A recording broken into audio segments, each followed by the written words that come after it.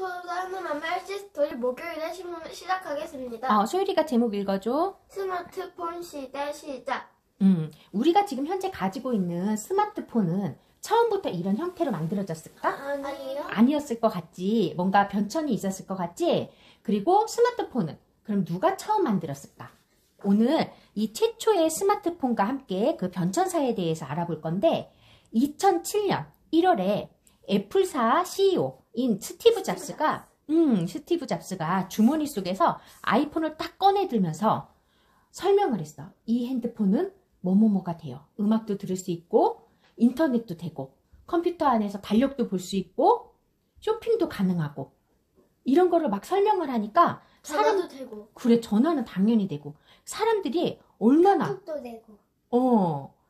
이 메신저도 되고 그러니까 사람들이 얼마나 사진도 찍을 수 신기했겠어. 그래, 맞아. 사진도 찍고 이 핸드폰 하나만 가지면 사진기도 필요 없고 컴퓨터도 필요가 없어진 거야.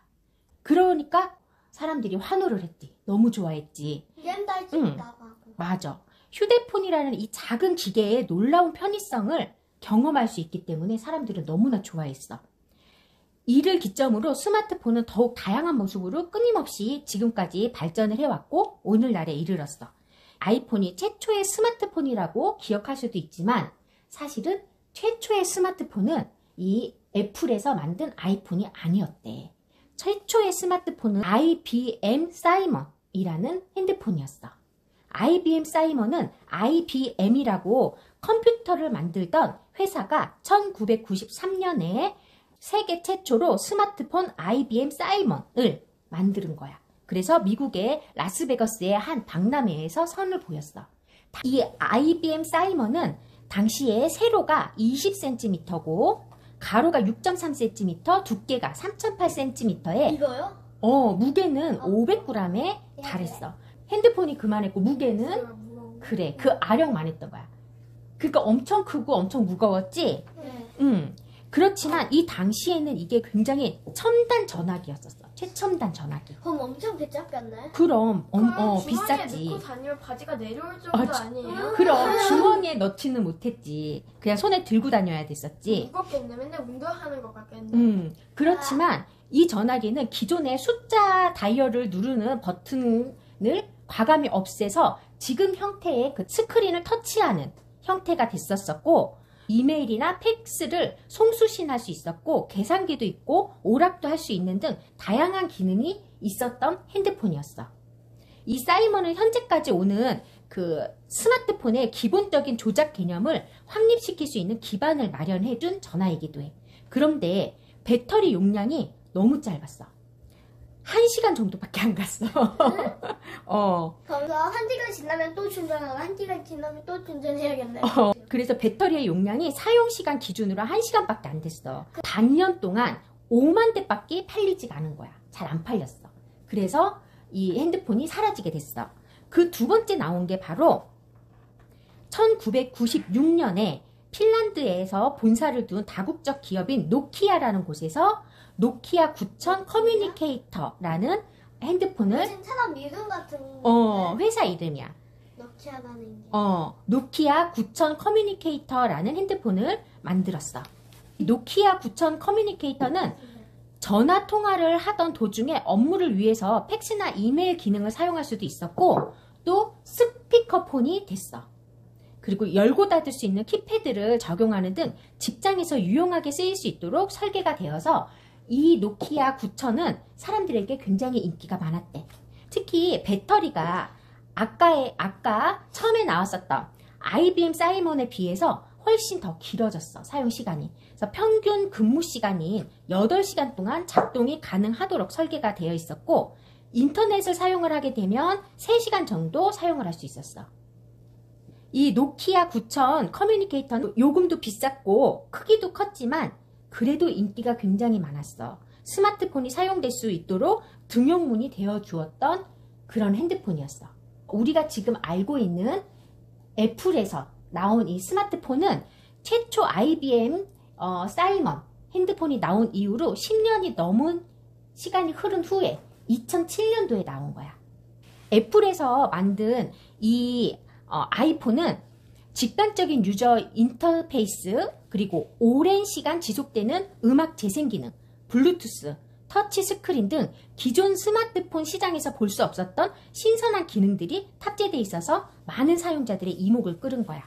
여기에 인터페이스라고 나오지? 인터페이스라는 건 뭐냐면 사람과 컴퓨터 시스템, 프로그램상의 상호작용을 의미하는 거야. 그리고 이 아이폰 1세대의 배터리 사용 기간은 인터넷을 서핑으로 할 때의 기준으로 5시간. 이게 굉장히 길어진 거지. 그리고 음악을 틀렸으면 16시간이 지속될 때. 그러니까 압도적인 가동 시간을 자랑을 한 거지. 그럼 그 핸드폰도 많이 팔렸겠네. 엄청난 인기를 얻었지. 이 아이폰은 나오자마자 그냥 선풍적인 인기를 얻었어. 그럼 우리가 지금 사용하고 있는 이 스마트폰을 누가 처음 만들었을까? 애플의 누가? 스티브 잡스. 맞아. 스티브 잡스라는 사람이 만들었어. 그럼 이 스티브 잡스는 어떻게 해서 이런 스마트폰을 만들게 됐을까? 스티브 잡스는 원래 이런 핸드폰을 만들어내는 그런 기술자가 아니야. 이 스티브 잡스는 오히려 수완이 되게 좋고 마케팅 쪽에 감각이 뛰어난 사람이었대. 이런 스티브 잡스가 아타리사라는 회사에서 일을 할 때 전자 분야에 아주 해박한 지식을 가지고 있었던 워즈니악이라는 사람을 만나게 돼. 이 워즈니악이라는 사람은 전자 엔지니어였었는데 아주 천부적인 재능을 가지고 있었대. 그래서 이 워즈니악과 함께 1976년에 컴퓨터 회로 기판을 제조하는 회사를 공동 창업으로 설립을 하게 돼. 근데 우리가 그 애플 내 제품을 보면 어떠한 마크가 있지? 사과 먹은. 맞아. 사과 한 입 먹은. 그게 애플에서 판 건가? 맞아. 그 마크가 있는 게 다 애플에서 만든 제품들이야. 그런데 사과 한 입을 왜 베어 먹은 이 사진이 왜 있을까라는 설에 대해서는 여러 가지 설이 있어. 스티브 잡스가 컴퓨터를 만들 때 사과 한 입을 베어 물고 컴퓨터 위에다가 올려놨었던 습관이 있었나 봐. 그래서 그거를 상징으로 로고로 썼다라는 설도 있고, 또 사과가 참 특이하네. 지적 호기심, 그리고 건강을 뜻하는 좋은 뜻을 담고 있다라는 의미도 있대. 나중에 스티브 잡스가 사망 후에 공동 창업자였었던 워즈니악이 얘기하는 바로는 스티브 잡스가 선불교를 수행하던 장소가 바로 사과 농장이었대. 그래서 종교가 불교였었거든, 스티브 잡스 종교가. 그래서 그 사과 농장을 연상해서 애플이라고 지었다라고 이야기를 했대. 스티브 잡스가 처음에 만든 회사는 컴퓨터를 만드는 회사였다고 했잖아. 처음부터 스마트폰을 만들었던 회사는 아니었어. 그런데 굉장히 경영에 어려움이 있었대. 스티브 잡스가 성격이 다른 사람들과 이렇게 잘 어울리지를 못했었나 봐. 굉장히 고집도 세고 자기 중심적이고 이랬었나 봐. 그래서 1985년도에 5월에 스티브 잡스가 경영에서 쫓겨나기도 했대. 자기가 만든 회사에서 자기가 쫓겨난 거야. 그래서 스티브 잡스는 나와가지고 넥스트라는 회사를 다시 만들고 영화사 픽사를 인수를 하고 그 픽사의 영상 기법과 컴퓨터를 접목을 한 그래픽 전용 컴퓨터를 만들기도 했대. 그런데 이 사업도 어려웠어. 되게 어려웠대. 그러다가 나중에 자기가 쫓겨났었던 그 애플에서 스티브 잡스의 넥스트 회사를 인수를 하면서 스티브 잡스가 다시 13년 만에 애플이라는 회사에 복귀를 하게 된 거야. 그 이후에 스티브 잡스는 인터넷과 음악을 접목한 아이팟 MP3라는 플레이어를 개발을 했어. 예전에 음악을 우리가 다니면서 들으려면 어떻게 들었는지 알아? 테이프를 넣는 카세트가 있었어. 그거를 가지고 다녔어. 가방에 넣고. 그러다가 MP3 플레이어가 나왔어. 이거는 어느 정도냐면은 소율이 손가락 2개 한번 요렇게 해볼래? 딱 고만했어. 이렇게 조그만. 조금 해가지고 지금의 잊어버리면 찾기 엄청 힘들겠다. 목걸이 형태로 나왔어. 그래서 목에 걸고 다녔어. 그래서 목에 걸어가지고 이렇게? 목에 걸고 이어폰을 꽂고, 그리고 테이프도 넣지 않아도 됐고, CD도 넣지 않아도 됐어. 그냥 음악을 다운로드 해가지고 내 음악을 듣는 거야. 그러다 그 이후에 2007년도에 드디어 아이폰이 발표를 하게 됐어. 아이폰은 새로운 시도로 인류의 삶을 진보시킨 창의적인 제품으로 뽑히기도 해. 이렇게 해서 세상을 바꾸고 이끌어갈 첨단 첨단 기능을 더한 복합 전화기, 스마트폰의 시대가 시작이 된 거야. 오늘 이렇게 스마트폰이 어떻게 해서 발전을 해가지고 왔는지 변천사에 대해서 한번 이야기를 해봤는데 어땠어? 들어보니까?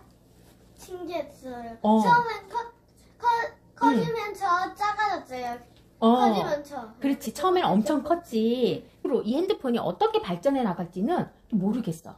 앞으로도 점점 발전해 나가겠지. 난 투명 핸드폰. 그 다음 투명 핸드폰에다가 이렇게 연청 통화할 때 이렇게 그림이 딱 나오는 걸. 아, 맞아. 한번 해보고 싶어요. 우리 얼마 전에 미래 첨단 기술 전시관 영상에서 네. 투명 핸드폰 본 적 있었지? 네. 맞아. 그런 핸드폰도 또 나올 수도 있을 것 같아. 그래서 앞으로 어떠한 기술들이 나와서 세상을 바꾸게 될지 진짜 기대가 되는 부분이지. 오늘은 스마트폰 시대의 시작, 그리고 스마트폰의 변천사에 대해서 알아보는 시간을 가졌어. 모두 수고했어요.